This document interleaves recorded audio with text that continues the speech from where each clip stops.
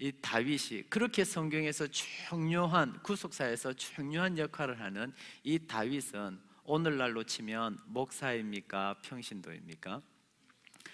예, 당연 평신도이죠. 그는 처음에는 양을 치는 목동이었습니다. 그러다가 알바를 좀 합니다. 아르바이트. 예, 음악 치료사로 아르바이트도 잠깐 합니다. 그러다가 전쟁터에서 골리앗을 넘어뜨리면서 이제 그의 인생은 군인이 되어집니다. 군인. 그러다가 그 이후에는 정치범이 되어서 쫓기는 신세가 되어집니다. 그러다가 이제 이스라엘의 왕이 되어집니다. 그는 목회자가 아니라 평신도였습니다. 주 안에 사랑하는 성도 여러분, 사랑하는 우리 성도님들께서 이 땅을 살아가면서 이와 같은 다윗의 삶을 여러분들도 살아갈 수 있기를 원합니다.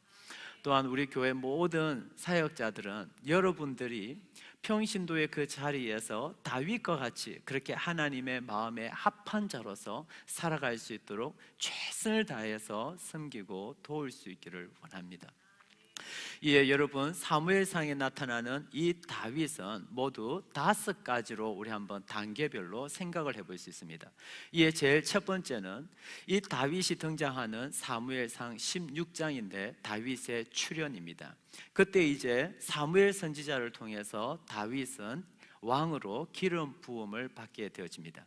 그런가 하면 두 번째 단락은 16장 말미부터인데, 그렇게 왕이 될 것이라고 기름 부음 받았지만 다윗은 여전히 양을 치는 목동으로 있습니다. 그러다가 17장을 가면 이제 아버지가 블레셋과의 전투하고 있는 그 현장에 너희 형들에게 도시락 좀 갖다 주라 심부름을 하죠.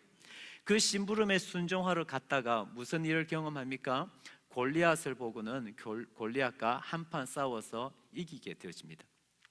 그러면서 18장을 보게 되어지면 다윗이 일약 이스라엘의 영웅이 되어서 왕궁으로 들어가게 되는, 그것이 16장 말미에서 18장까지 두 번째 단락이 됩니다.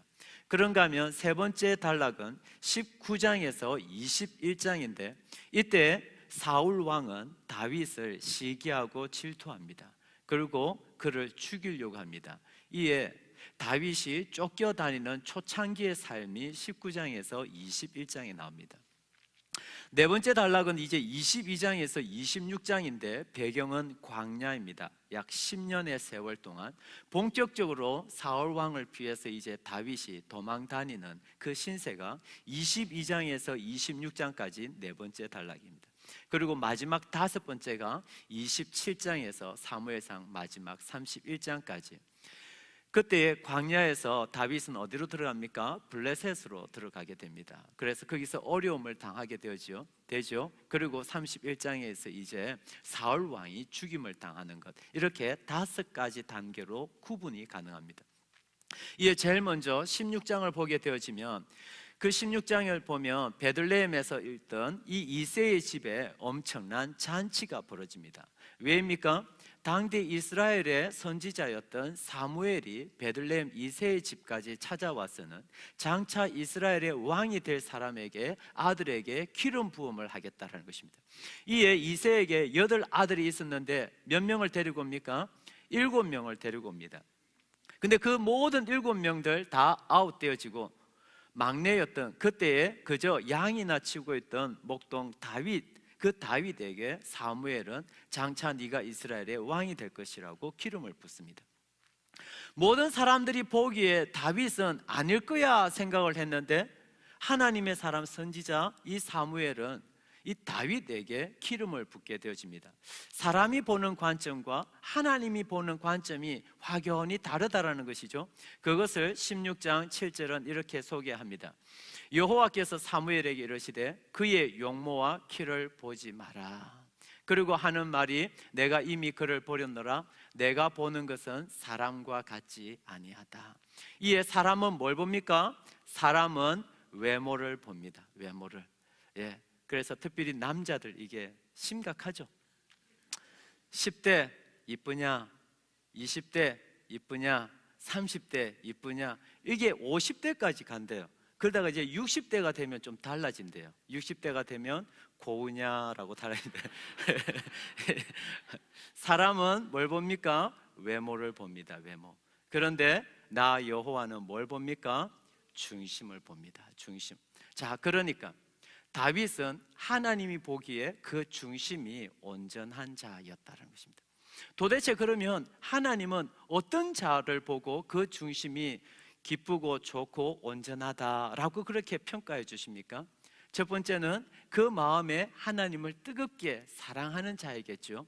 그런가 하면 성경을 성경으로 한번 풀어봅시다. 사무엘상 2장 20절을 보게 되어 30절을 보게 되어지면 이 장면은 엘리 대제사장에게 하나님의 말씀이 임했을 때입니다.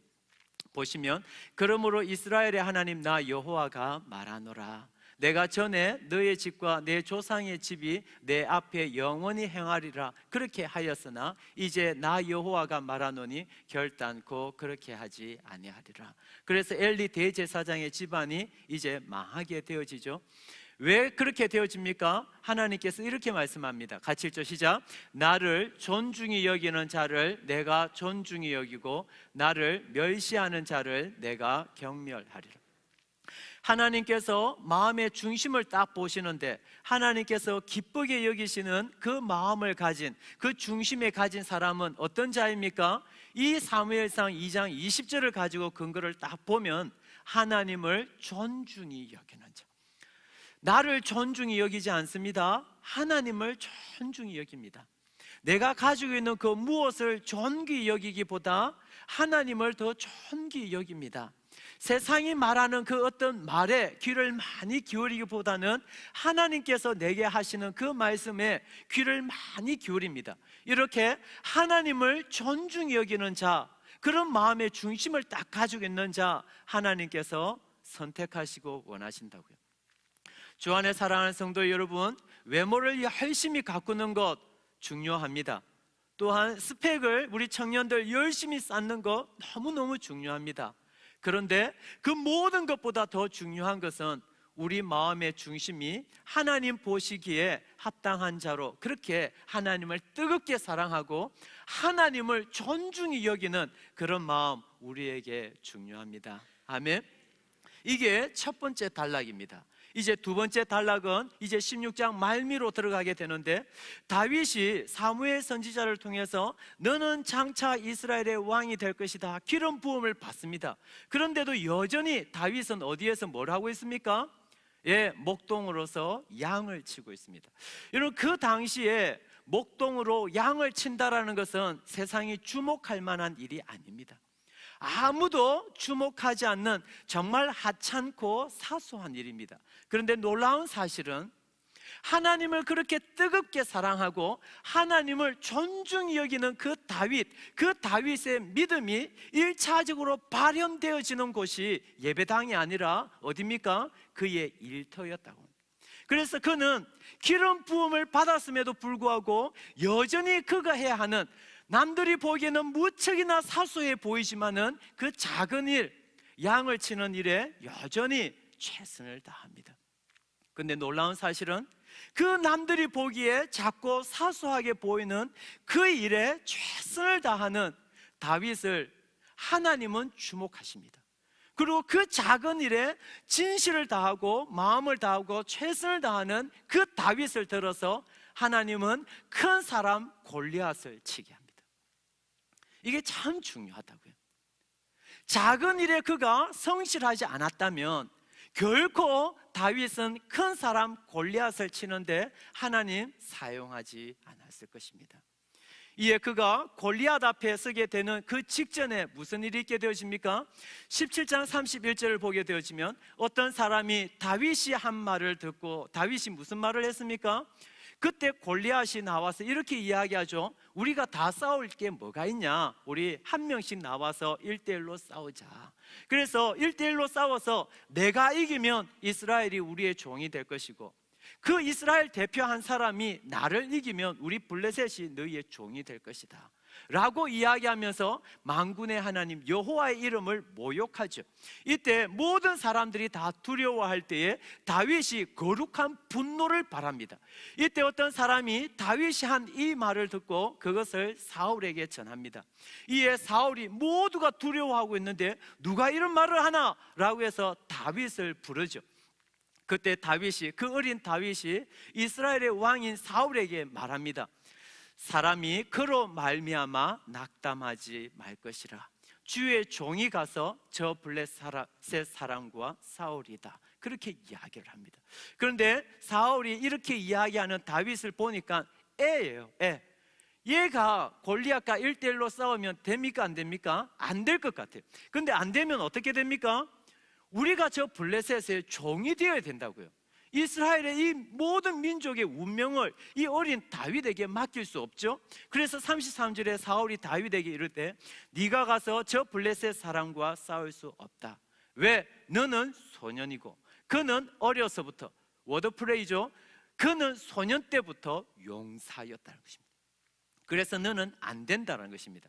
그러자 34절에 다윗이 사울에게 자기가 누구인지를 이제 37절까지 소개하게 됩니다. 근데 놀라운 사실은 그 절대 너는 블레셋 사람과 싸울 수 없다라고 이야기했는데 34절부터 다윗이 자기가 누구인지 사울 왕에게 소개한 다음에 37절 말미를 한번 보십시오.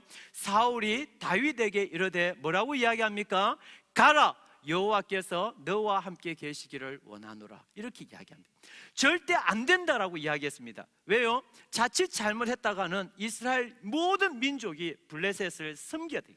이게 조국의 운명을 이 어린 다윗에게 맡길 수 없어서 안 된다라고 이야기했는데 다윗이 자기 자신을 소개하는 그 말을 딱 듣고는 사울 왕이 조국의 모든 운명을 다윗에게 딱 짊어주면서 가라라고 이야기합니다. 도대체 뭐라고 이야기했을까요? 34절부터 다시 보게 되어지면 여러분 이 34절부터 다윗이 하는 말을 볼 때 주어를 여러분 명심해서 보셔야 됩니다.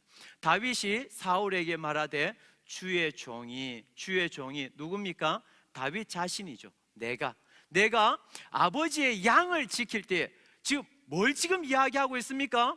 자기가 아무도 보지 않는 그저 양을 칠 때 목동일 때 그때 일을 딱 떠올리면서 이야기합니다. 내가 목동일 때에, 그래서 아버지의 양을 지킬 때에 사자나 곰이 와서 양떼에서 새끼를 물어가면 35절 주어가 뭡니까? 내가 따라가서 그것을 치고 또 내가 그 입에서 새끼를 건져내었고 그것이 일어나 나를 해하고자 하면 또 누가요? 내가 그 수염을 잡고 내가 그것을 쳐 죽였나이다. 언제요? 양을 치는 목동일을 할 때에. 그런가 하면 36절 시작. 주의 종 또 누구입니까? 내가 사자와 곰도 쳐선 즉 살아계시는 하나님의 군대를 모욕한 이 할례 받지 않은 블레셋 사람이리까 그가 그 짐승의 하나와 같이 되리이다. 여기까지는 시점이 언제였습니까? 목동일 때. 근데 지금까지 이야기하는 이 내용에서 주어는 누구입니까? 내가 그렇게 다 했다는 것입니다. 그런데 37절부터 이제 주어가 썩 바뀌게 되어집니다. 시작. 또 다윗이 이르되 여호와께서, 지금까지 마치 내가 모든 것을 다 했다라고 그렇게 이야기하는데 37절에 와서는 주어가 썩 바뀌어서 누가? 여호와께서. 사실은 내가 한 것이 아니라 내 뒤에 계신 여호와께서 하셨다는 것입니다. 아멘. 근데 그 여호와께서 어떻게 하셨습니까? 나를 사자의 발톱과 곰의 발톱에서도 내가 목동으로 있을 때에 나를 건져내셨습니다. 이에 나를 이 블레셋 사람의 손에서도 여호와께서는 건져내실 것입니다 라고 이야기합니다. 이 이야기를 듣고 사울이 다윗에게 이르되 가라라고 이야기합니다. 이스라엘의 그 운명을 지금 이 어린 다윗에게 맡기게 됩니다. 예, 여러분, 다윗은 이 목동 시절에 또 뭘 배웠겠습니까? 뭘 익혔겠습니까? 이 골리앗을 물리칠 수 있는 기술인 물맷돌 기술을 터득을 하게 되었습니다. 여러분, 그 당시에 물맷돌은 아주 중요한 군사 무기였습니다. 제대로 날리면 180m를 날아가서 관역을 정확하게 파괴시킵니다. 그러니까 그 당시에 무기가 변변치 않을 때는 이 정도의 물맷돌만한 무기가 있었을까요? 없었을까요? 없었다고요. 그래서 사사기 이 맨 마지막 구절을 보게 되시면 베냐민 지파가 나머지 11지파와 대립해서 싸우게 되어지죠. 그때 그 베냐민 지파에 무슨 부대가 있었는가 하니 바로 이 물맷돌 부대가 있었다고. 물맷돌 부대. 그만큼 이 물맷돌은 그 당시에 아주 중요한 군사 무기였다는 것입니다. 자, 그럼 질문 드립니다. 그러면 지금 이 사울 왕의 부대에, 이스라엘 이 부대에 물맷돌 부대가 있었겠습니까? 없었겠습니까? 당연히 있었겠죠. 그러면 그 물맷돌 부대에 그 사람들은 다윗보다 실력이 더 나았겠습니까? 안 나았겠습니까? 훨씬 더 나았겠죠. 저들은 그야말로 백발백중이었을 것입니다. 그런데 왜 저들은 골리앗 앞에 나서지 못했죠? 실력이 없었습니까? 믿음이 없었으라고요. 근데 다윗은요, 믿음도 있었고 실력도 있었다고요. 이게 참 중요합니다. 평신도로서 다윗이 그렇게 쓰임받을 수 있었던 매우 중요한 요소가, 다윗은 믿음만 좋았던 것이 아닙니다. 믿음도 좋았고 실력도 좋았습니다. 제가 우리 청년들한테 늘 이야기할 때 저희 청년들 중에서 노량진에서 공무원 공부하는 애들이 많았습니다. 근데 그놈들이 월요일부터 토요일까지 지가 목사도 아닌데 그렇게 새벽마다 와서 그렇게 기도를 열심히 해요. 근데 조금 기도하고 가는 게 아니라 5시에 와서 한 8시까지 그렇게 기도를 하고, 게다가 또 교회 와서 열심히 성경 공부도 열심히 해요. 이 친구는 믿음은 좋을까요? 안 좋을까요? 좋습니다. 이 친구 공무원 시험 합격했을까요? 떨어졌을까요? 떨어졌어요. 청년들한테 늘 얘기하는 게 이겁니다. 얘들아, 믿음도 좋지만 실력도 좋아야 돼. 여러분, 이 실력 있는 이 다윗에게 여러분, 사자와 곰이 얼마나 쏜살같이 뛰어다니는데 그런 것들도 물맷돌로 탁탁 맞추는 이 실력을 가진 다윗이 키만 3m입니다. 3m. 게다가 빨리 오지도 못합니다. 천천히 슬로우로 이렇게 막 걸어옵니다. 그런 엄청나게 큰데 슬로우로 들어오는 그 골리앗, 여러분 뭐가 힘들겠습니까? 맞추는 게 힘들겠습니까? 못 맞추는 게 힘들겠습니까? 못 맞추는 게 힘든 것이, 못 맞추는. 믿음과 실력이 다윗에게는 있습니다. 그런가 하면 골리앗을 무너뜨린 이 다윗이 이제 18장에 되면 이스라엘의 영웅이 되어서 사울 왕의 왕궁으로 들어갑니다. 그리고 사울 왕의 사위가 되어지고 이스라엘의 군대 장관이 되어집니다. 근데 참 놀라운 사실은 다윗은 한결같습니다. 그가 양을 치는 목동일 때나, 혹은 그가 골리앗 앞에서 긴박하게 싸워야 하는 그 순간에나, 그가 출세하여서 이스라엘의 군대 장관이라고 하는 높은 자리에 있더나 그는 한결같습니다. 여러분, 그런 사람이 너무 부럽죠? 예, 좀 힘들고 어릴 때 얼마나 나한테 친절한지 몰라요. 그런데 좀 잘 되고 나서는 너무 불친절해요. 그런데 다윗은 한결같습니다. 그래서 성경이 이런 다윗을 한결같이 반복적으로 소개하는 말이, 다윗은 지혜로웠다.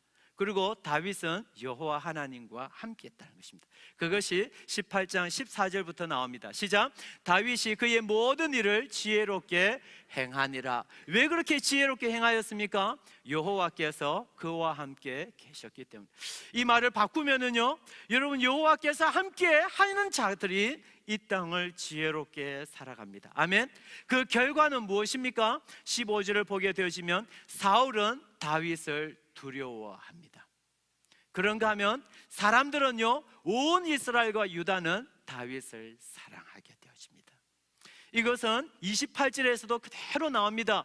여호와께서 다윗과 함께 합니다. 이것을 사울도 보고 사울의 딸 미갈도 그것을 보고 다윗을 사랑합니다. 이에 사울은 다윗을 더욱 두려워하게 되어집니다.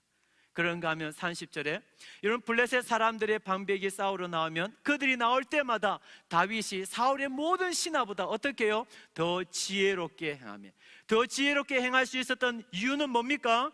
여호와께서 그와 함께 하십니다. 이에 어떻게 됩니까? 그의 이름을 모든 이스라엘 백성들은 심히 더 귀하게 여기게 되어집니다.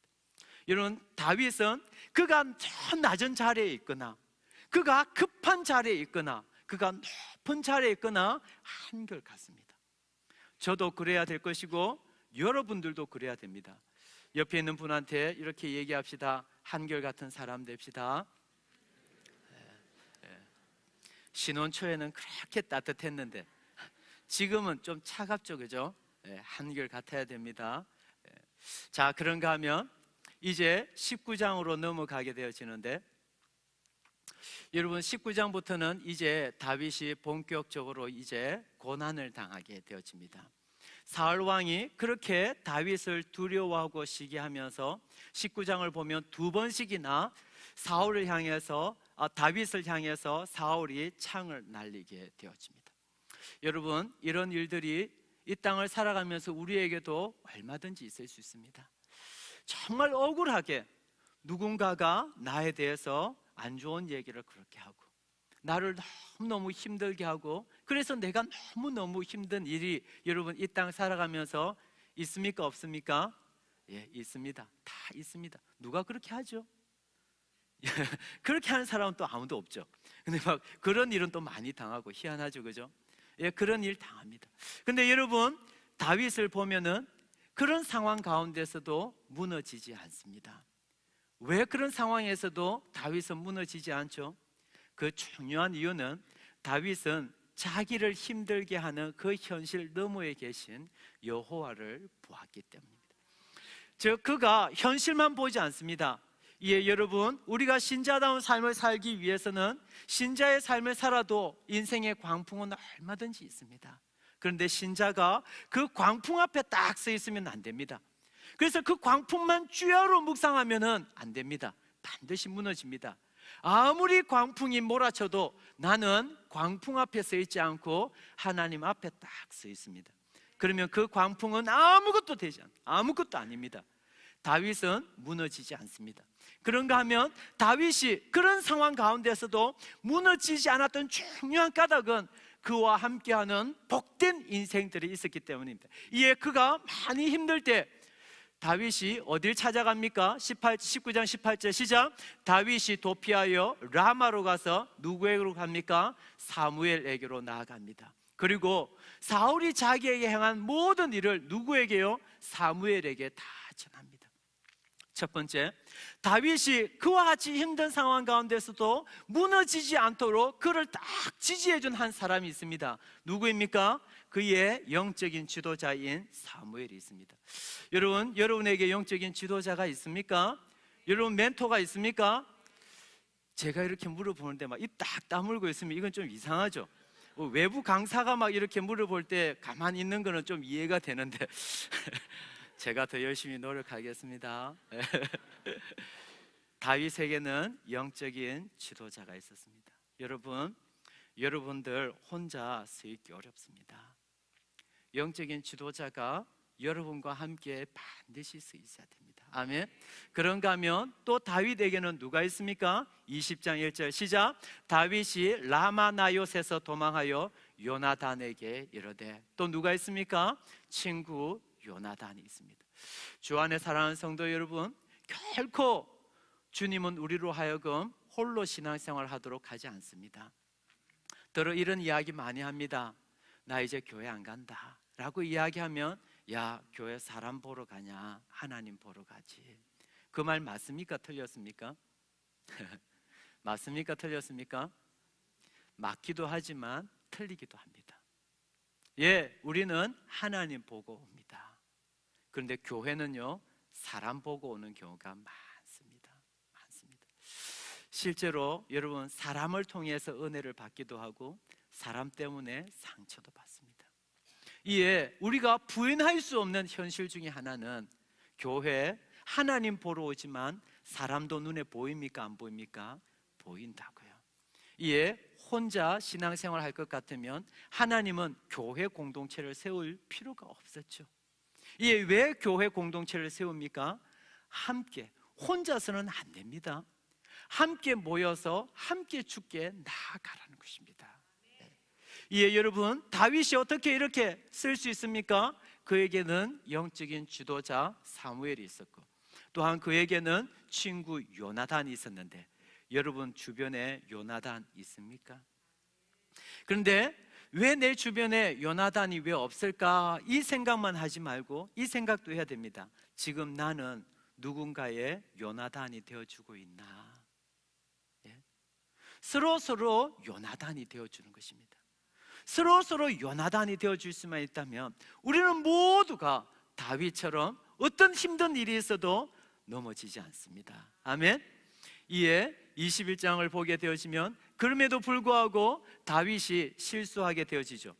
하나님을 보지 않고 다윗이 실수하여서 어디로 갑니까? 블레셋 땅으로 들어갑니다. 이에 블레셋 땅에서 힘들게 이제 나오게 되어지는데, 얼마나 힘들게 나오게 되는 거 아니? 21장 13절 시작. 그들 앞에서 그의 행동을 변하여 미친 채 하고 대문짝에 거적거리며 침을 수염에 흘림. 그래서 저 인간 미쳤구나 라고 모든 사람들이 다 인정함으로 이제 다윗이 블레셋에서 빠져나옵니다. 여러분, 왜 다윗이 블레셋으로 들어갔을까요? 누굴 봤을까요? 하나님을 보지 않고 사울을 봤다고요. 이에 사울만 딱 보니까 사울의 손이 미치지 못하는 곳이 유다 땅에는 없어요. 그러니까 어딜 갑니까? 블레셋으로 갔다고요. 누구만 봤다고요? 사울만 봤다고요. 이에 사울만 보고 블레셋으로 간 것은 인간적인 생각으로는 탁월한 신의 한 수였습니다. 그러나 그것은 한계가 있었습니다. 이에 미친 체 하면서 겨우 빠져나왔을 때 다윗이 한 가지 깨달았겠죠. 아하, 하나님을 봐야 하는구나. 하나님을 봐야 하는구나. 그리고 이제 22장부터는 이 블레셋 땅에서 나와서 본격적으로 어딜 가게 됩니까? 이제 22장에서 26장까지는 본격적으로 도망자의 신세가 되어지는데, 광야에서 무려 10년의 세월을 보내게 되어집니다. 여러분, 이 광야 아무것도 없습니다. 이 광야에서 살아가는 것이 쉽겠습니까? 어렵겠습니까? 어렵죠. 근데 놀라운 사실은 다윗의 일평생에서 가장 아름다웠던 영적인 시대를, 순간을 맞이했던 것이 이 22장에서 26장까지 아무것도 없는 이 광야에 있을 때 다윗의 신앙은 가장 아름답고 순수하고 밝게 되어집니다. 이에 이 광야에 있을 때에 다윗이 쓴 시가 시편 57편입니다. 이에 시편 57편 제목을 보게 되어지면은 다윗이 사울을 피하여 어디 있던 때? 광야의 한 동굴 속에 있을 때입니다.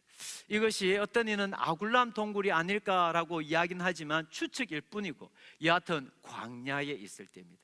그때 다윗이 이렇게 노래를 부릅니다. 하나님이여, 내가 비록 광야에 있지만 내게 은혜를 베푸시고 내게 은혜를 베푸십시오.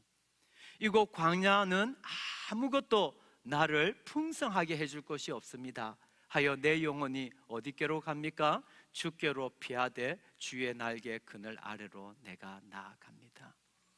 광야에 아무것도 없기 때문에 지금 이제 나는 주께로 피하여 주의 날개 그늘 아래로 들어갑니다.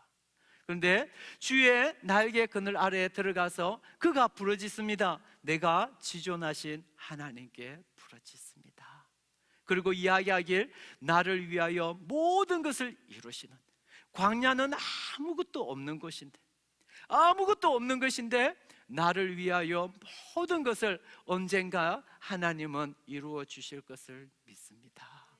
뭘 믿고 있습니까? 사무엘상 16장에 하나님의 사람 선지자가 와서 기름을 부었다는 것입니다.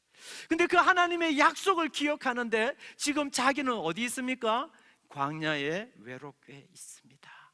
그러나 그 모든 것을 이루실 것을 나는 믿습니다. 근데 현실은 어떠합니까? 나를 삼키려는 자들의 비방이 지금 많이 있습니다. 뿐만 아니라 4절을 보게 되어지면 내 영혼은 사자들 가운데 거하고 있습니다. 이게 평화롭습니까? 위태합니까? 위태합니다. 또한 나는 어디에 누워 있습니까? 내가 나를 불사르려고 하는 그 사람들 중에 내가 누워 있습니다. 누워 있다는 것은 꽁꽁 묶여 있다라는 얘기입니다. 이에 나를 해하려고 하는 그들의 이는 창과 화살이고 나를 해하려는 저들의 혀는 날카로운 칼 같습니다. 여러분, 살맛이 납니까? 살맛이 나지 않습니까? 그런 상황 가운데서도 다윗은 고백합니다. 시작. 하나님이여, 주는 하늘 위에 높이 들리시며 주의 영광이 온 세계 위에 높아지기를 원하나니. 이런 상황 가운데서 나를 좀 살려주세요, 나를 좀 높이 올려주세요 라고 고백하지 않고 이런 상황 속에서도 다윗은 뭘 기도하고 부르짖습니까? 주님의 영광이 높아지기를 원합니다.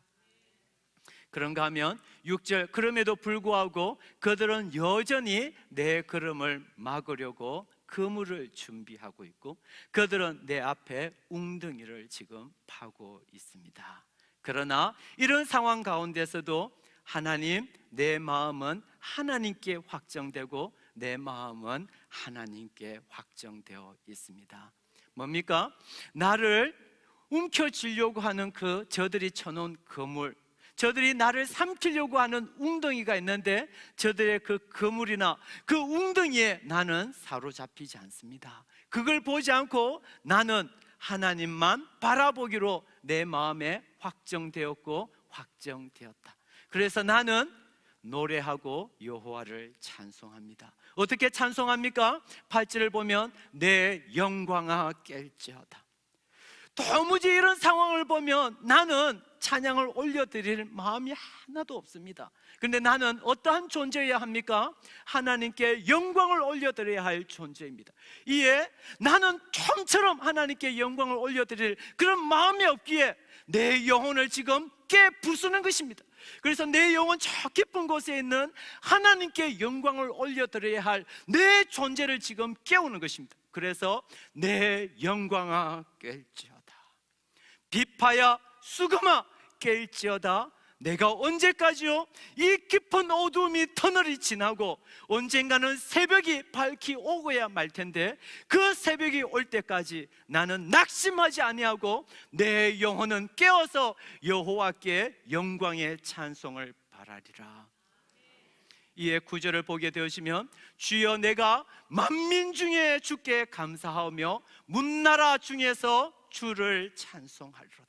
여러분, 지금 다윗은 광야에 외롭게 있습니다. 누가 그와 함께 하고 있단 말입니까? 아무도 없습니다. 그런데 그를 장차 이스라엘의 왕이 될 것이라고 기름 부었던 그 하나님의 약속의 말씀을 지금 그 광야에서 믿습니다. 그래서 언젠가는 내가 이스라엘의 왕이 되어서 만민 중에서 주께 감사할 날이 올 것이고 문나라와 더불어서 주를 찬송할 날은 반드시 올 것입니다.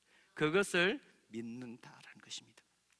그러면서 9절에서 무릇 주의 인자는 커서 하늘에 미치고 주의 진리는 궁창에 이르나이다. 여러분, 광야와 같은 곳에서 한번 캠핑해 보셨습니까? 그럼 뭐가 막 눈에 확 들어옵니까? 밤이 되어지면 그 찬란한 궁창의 별들이 나를 위한 것처럼 그렇게 막 노래하고 있죠.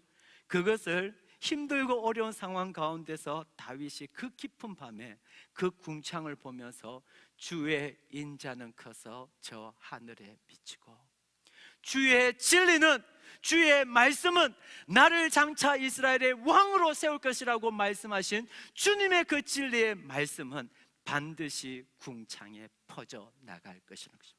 그러면서 또다시 5절에 했던 그 고백을 마지막으로 11절에 다시 고백합니다. 시작. 하나님이여, 주는 하늘 위에 높이 들리시며 주의 영광이 온 세계 위에 높아지기를 원하나이다.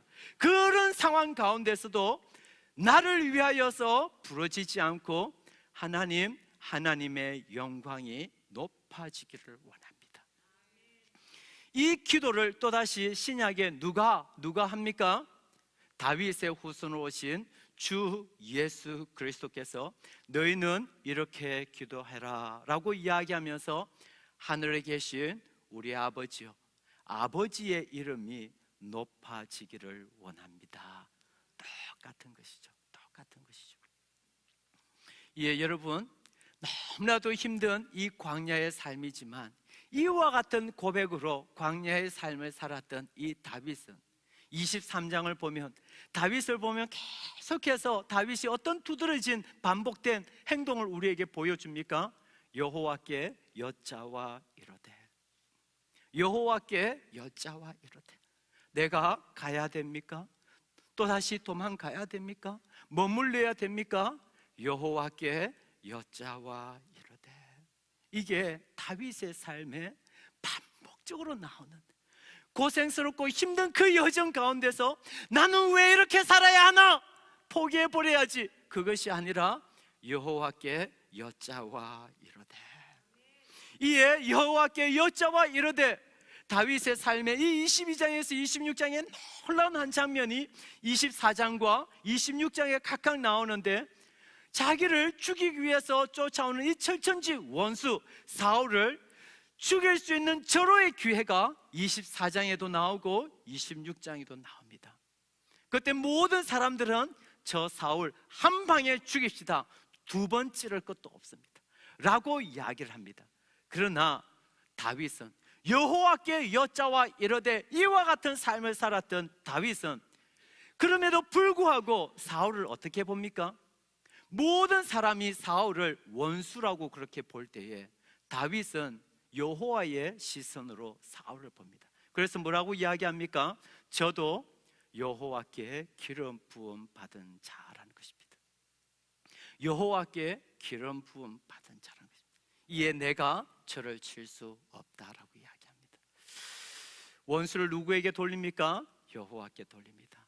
걸어보면 오늘날 교회 공동체 왜 이렇게 힘들고 각박하고 왜 이렇게 자꾸만 무너지죠? 원수를 내가 갚으려고 하는 것입니다. 저 인간 한번 기회가 오기만 와봐라, 내가 갚아 죽어야 말리라. 그러다가 이제 선교에 딱 하는데 한마디 실수를 딱 하네요. 당장 그것을 딱 붙잡고 봐라 이러면서 당장 공격하죠. 왜 이렇게 교회가 문제가 많고 갈등이 많죠? 나에게 많이 힘들게 하는 사람이라 할지라도 원수 갚기를 내가 포기하고, 저 인간 내게는 힘들지만 저 인간도 하나님께서 사랑하겠지, 하나님의 시선으로 보는 것이죠. 누군가 그러더라고요. 결혼해서 한 몇십 년 살고 나니까 남편이 맛있는 거 먹으면 저거 아들 줘야 되는데 왜 지가 저렇게 다 먹나? 또 냉장고에 맛있는 걸 그렇게 또 알아서 잘 챙겨 먹는다면서 꼴도 보기 싫다고. 근데 그렇게 보면 안 됩니다. 저 인간도 하나님 많이 사랑하는 인간인데. 주 안에 사랑하는 성도 여러분, 우리는 교회 안에 마음과 생각이 맞지 않는 사람이 있습니다. 때로는 그로 인하여서 내가 상처받을 수도 있습니다. 그러나 원수 갚기를 포기합시다. 원수는 내가 갚는 게 아니라 여호와께서 갚는 것이라고요. 그러나 그런 다윗조차도 25장을 보면 실수하죠. 다윗을 자존심 꽉 누르는 나발이라는 사람이 있을 때 다윗이 또다시 칼을 쫙 빼듭니다. 그런데 그런 다윗을 딱 막아서는 지혜로운 한 여자가 있었죠. 그 여인이 누굽니까? 아비가일입니다. 자, 그러고 보면 다윗이 다윗 될 수 있었던 것은 사무엘이 있었습니다. 요나단이 있었습니다. 아굴람 동굴에 있을 때 모여든 많은 무리들이 있었습니다. 또한 아비가일이 있습니다. 그 많은 사람들을 통해서 다윗은 다윗 되더라는 것입니다. 그리고 이제 27장부터는 다윗이 블레셋으로 들어가서 고생을 합니다. 예, 블레셋이 이스라엘을 치려고 할 때에 졸지에 블레셋의 한 편이 되어서 이스라엘을 공격할 뻔했습니다. 하나님께서 도와주셔서 구사일생으로 이제 시글락으로 다시 돌아오죠. 근데 돌아왔더니 아말렉이 완전히 시글락을 쳐버려서 불태워버리고 그 모든 다윗과 함께한 자들의 처자식을 한 명도 남김이 없이 다 데려가 버립니다. 그 순간에도 다윗은 절망하지 않습니다. 어떤 특징이 있습니까? 다윗은 그 상황 가운데서도 스스로 여호와 하나님 속으로 들어가서 하나님으로부터 힘을 얻습니다. 그리고 두 번째, 여호와께 여짜와 이르되 아말렉을 따라가야 됩니까? 따라가라고 말씀하시죠. 이에 따라갑니다. 근데 아말렉이 어디 있는 줄 모릅니다. 어떻게 알게 됩니까? 광야에 버려진 한 사람을 구해줬더니 그로 인하여서 아말렉이 있는 곳을 알게 되어지고 아말렉을 쳐서 모든 처자식들을 다 찾게 되어지고 아말렉의 그 엄청난 전리품을 다 획득하게 됩니다. 그리고 그 획득한 그 전리품을 혼자 차지하지 않습니다. 모든 사람들에게 이스라엘 각 지파에 그걸 다 보내줍니다. 그리고 31장에 사울은 죽게 되어지고 사무엘 하에서 마침내 다윗은 왕으로 등극하게 되십니다. 이게 사무엘상에 나타나는 16장에서 31장까지의 다윗의 내용입니다. 6개월 동안 할 필요 없었네요. 이제 마무리하면서 이 말씀만 하죠. 제가 일전에 정정호 장로님이 이 자리에서 평신도 선교사로 파송을 받을 때 제가 짧게 이 말씀을 전해드렸습니다. 다윗은 10년 동안 광야에서 살았습니다. 아마도 그의 20대일 것입니다. 꽃다운 나이겠죠. 광야는 인간다운 삶이 불가능한 곳입니다. 그곳에서 하루 이틀도 아니고 10년의 세월을 살았습니다.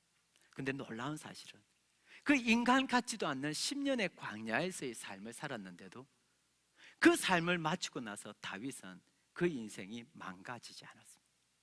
오히려 더 해와 같이 밝게 빛납니다. 어떻게 이게 가능했냐는 것입니다. 목사가 되어서 여러 부류의 사람들을 만납니다. 그 중에는 안타깝게도 여러 중독자들도 만납니다. 알코올 중독자, 성 중독자, 마약 중독자, 게임 중독자, 다양한 사람들 만납니다. 근데 그 사람들 그냥 무작정 비난할 수 없는 것이 그런 중독에 들 수밖에 없는 이유가 다 있었더라고요. 어떤 분은 정말 믿었던 사람한테 사기를 당했어요. 견딜 수 없는 그 분노 때문에 조금씩 술을 마셨다가 이제는 완전 알코올 중독자가 됐다. 어려서부터 제대로 된 사랑과 관심을 한 번도 못 받아봤어요. 게임 중독자가 되어지고 성 중독자가 되어집니다. 다 이유가 있더라고요. 그렇게 망가지게 된 데는. 그럴 것 같으면 여러분, 다윗은 10년 동안 인간답지 못한 삶을 살았다니까요. 그럴 것 같으면 망가져도 한참 망가져야 되는 것 아닙니까? 근데 어떻게 다윗은 10년의 세월이 지나고 나서 더 해와 같이 밝은 모습으로 서 있을 수 있었죠? 그 이유가 뭡니까? 시편 18편 1절입니다. 다윗이 쓴 시입니다. 같이 읽죠. 시작. 나의 힘이신 여호와여, 내가 주를 사랑하나이다. 바로 이 고백입니다. 그는 어디에 있든지 자기 자신을 자신의 힘으로 삼지 않습니다. 세상의 그 누군가를 자기의 힘으로 삼지 않습니다. 오직 여호와가 나의 힘이라는 것입니다. 이에 그 여호와는 광야에도 계신다는 것입니다. 그런가 하면 그 여호와 하나님을 나는 사랑한다는 것입니다. 이 믿음의 고백이 다윗을 살려내는 것입니다. 이에 우리에게도 이 믿음의 고백이 있어서 해와 같이 밝게 빛나는 다윗과 같은 멋진 평신도들이 다 되시길 주님의 이름으로 축복합니다. 이제 사무엘상을 다 마칩니다. 함께 해주신 여러분 감사합니다. 이제 제가 한국 다녀와서 11월 달에 어디를 볼까요? 사무엘 하를 보도록 합시다. 우리 같이 한번 기도하죠.